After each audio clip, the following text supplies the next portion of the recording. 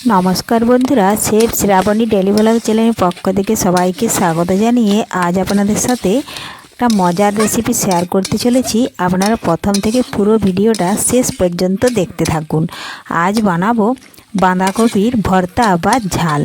চলুন তাহলে শুরু করি। তো দেখুন বন্ধুরা, বাঁধাকপি আমি প্রথমে দেখুন একদম 4 টুকরো করে বড় বড় করে নিয়েছি প্রেসার কুকারের মধ্যে, আর একটা বড় আলু 2 টুকরো করে কেটে নিয়েছি। এখন পরিমাণ মতো জল আর লবণ আর হলুদ দিয়ে প্রেসার কুকারের মধ্যে ভালোভাবে সেদ্ধ করে নেব। আর এইভাবে যদি বাঁধাকপির ঝাল বা ভর্তা বানানো হয় কম সময়ের মধ্যে খুবই তাড়াতাড়ি হয়ে যাবে। দেখুন হলুদ দিয়ে দিলাম। এখন আমি লবণ দিয়ে বেশি নয় 3টে কি 4টে সিটি দিয়ে দেব, তাহলে কিন্তু সিদ্ধ হয়ে গলে যাবে। আর দেখুন ঢাকনা বন্ধ করে দিচ্ছি।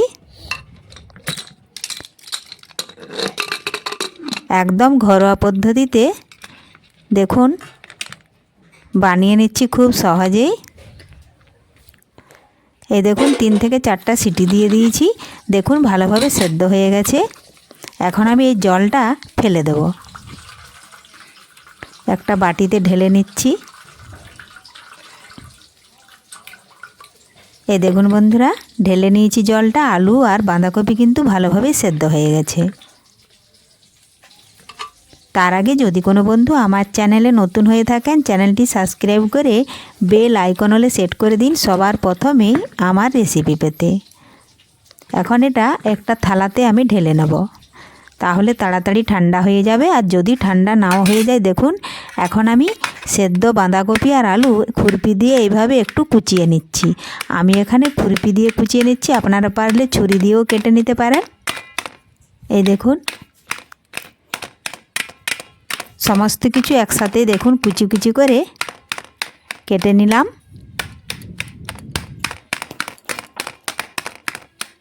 দেখুন এইভাবে কেটে নিতে হবে, খুব সহজেই কাটা হয়ে গেল। এখন কড়াইয়ের মধ্যে পরিমাণ মতো দিয়ে দেব আমি সাদা তেল। সাদা তেল ভালোভাবে গরম হয়ে গেলে ফোড়নে দিলাম 5 ফোড়ন, গোটা জিরে, একটা তেজপাতা একটু ভেজে নিচ্ছি। ভেজে নিয়ে একটা বড় সাইজ পেঁয়াজ কুচিয়ে রেখেছি, পেঁয়াজ কুচিগুলো দিয়ে দিলাম। এখন বেশ কিছুক্ষণ সময় নিয়ে পেঁয়াজ একটু লাল লাল করে ভেজে নিতে হবে।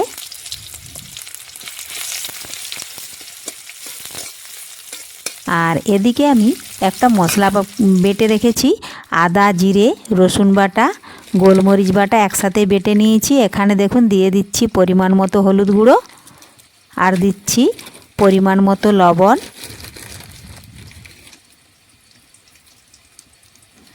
আর দেব আমি পরিমাণ মতো লাল লঙ্কার গুঁড়ো। ঝালটা আপনারা আপনাদের পছন্দ মতো দেবেন, যে যতটাই ঝাল খেতে চান সে কিন্তু ততটাই ঝাল দেবেন। সামান্য পরিমাণে অল্প একটু জল দেব। জল দিয়ে আমি মশলার সাথে ভালোভাবে একটা চামচ দিয়ে মিশিয়ে নেব। দেখুন এইভাবে মিশিয়ে নিচ্ছি। আর এদিকে আমার পেঁয়াজও কিন্তু ভাজা হয়ে যাবে। দেখুন ভালোভাবে মিশিয়ে নিয়েছি। দেখি পেঁয়াজটা কতটা ভাজা হয়েছে। দেখুন পেঁয়াজ কিন্তু লাল লাল ভেজে নিয়েছি। এখন ওই মশলাটা বানালাম ওইটা এখন ঢেলে দিলাম। এখন ওপর থেকে দিয়ে দেব কয়েক টুকরো টমেটো কুচি। সমস্ত কিছু একসাথে মিশিয়ে মশলা একটু ভেজে নেব।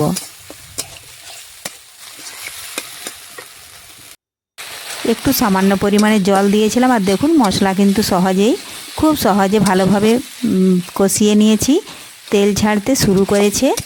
এখন আমি সেদ্ধ করে রাখা বাঁধাকপি আর আলু, যেটা আমি খুরপি দিয়ে ম্যাশ করে রেখেছি, সেটা কিন্তু ঢেলে দিলাম।